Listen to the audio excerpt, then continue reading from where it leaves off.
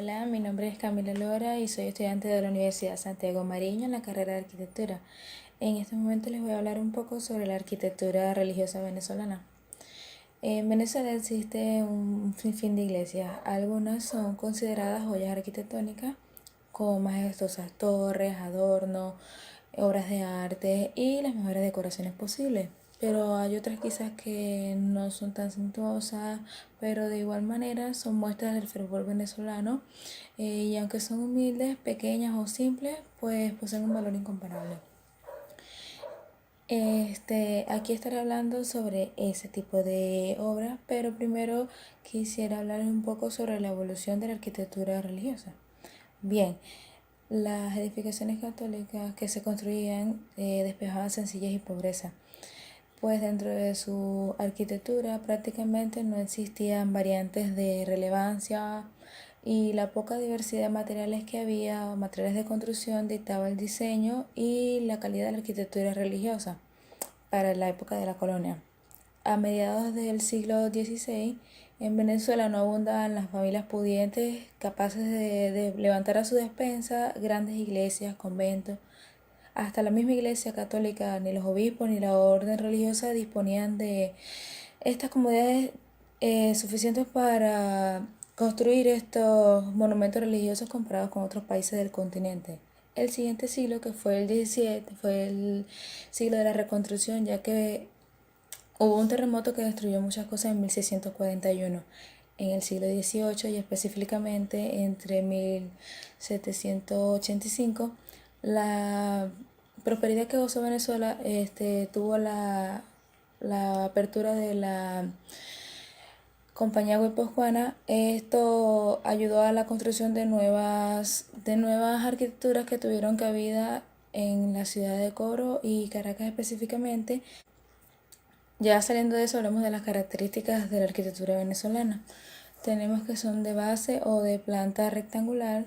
También tenemos que tienen tres naves separadas entre sí por una serie de arcos y sobre columnas toscanas. Sus fachadas fueron sencillas con algunas formas decorativas o de ornamentos. El portal de acceso es sencillo también. Es marcado por pilastras que se prolongan de mayor a menor altura.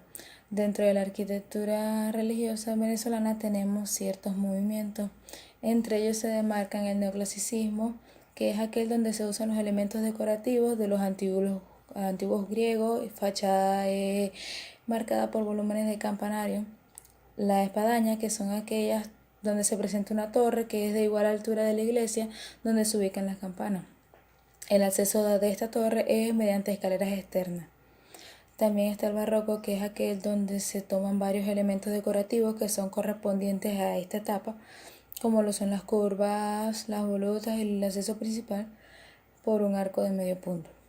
Está también el tardobarroco, que es donde se usan los elementos decorativos totalmente curvos.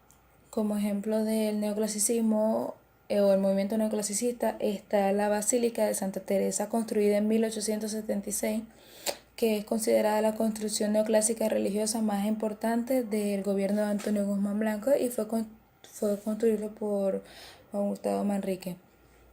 Como ejemplo de la espadaña tenemos la iglesia de los Robles en Nueva Esparta, es construida en el año 1750, donde las características se tienen que la planta es de forma rectangular, es una nave de 7 por 28 metros, un espacio tipo galpón. Esto quiere decir que no hay separaciones entre los pilares. Hay una mezanina también en el acceso para el coro, hay una espadaña a la mitad de la planta y su base no es maciza. En las fachadas tenemos que no hay ningún tipo de ornamento. Los techos tienen armadura de madera y la nave es a dos aguas.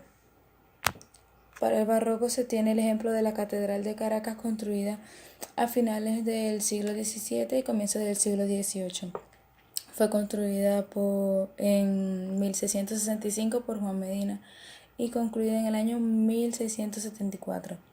En las características de su planta se tiene que es rectangular, de 5 naves, tiene una central y dos menores a cada lado.